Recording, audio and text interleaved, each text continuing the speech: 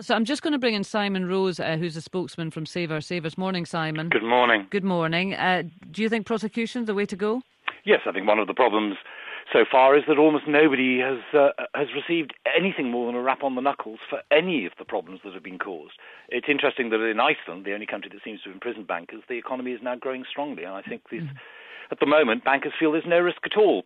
If they make losses, the taxpayer will bail them out. If they make money, they can just pay themselves massive bonuses. I think it's quite appalling. But it, in fact, of course, is partly to do with the fact that it's not just the banks who've been fiddling interest rates, it's the government. I mean, why do we have a Soviet-style suppression of the interest rate, which obviously harms savers and ruins our pensions?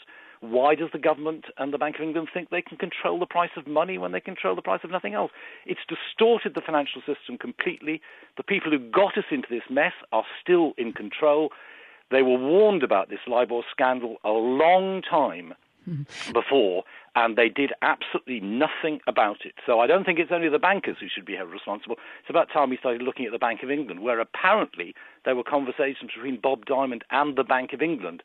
So when Bob Diamond talks at the Treasury Select Committee on Wednesday, it will be very interesting to see just how widespread this manipulation was. But Simon, there's many people who are now beginning to, well, in fact, not now beginning to think, have been thinking for a long time that this is the most incredible can of worms. So it's whether or not the right approach to dealing with it is to look for individual prosecutions, or it is to say that, systemically this is rotten and we have to redesign the way that it operates. And I'm inclined to think that that's really got to be the case, but I have no faith that we'll be able to redesign it. We just seem to be hopeless. We are continuing with the problems that got us into this mess. We haven't really managed to tackle any of the essential problems. We seem to have forgotten how to regulate. And you think about how wonderful the banking system was in the Victorian era, when bankers actually were personally liable. Now we've got apparently something, according to the Wall Street Journal, $800 trillion worth of instruments that are linked to this manipulated interest rate.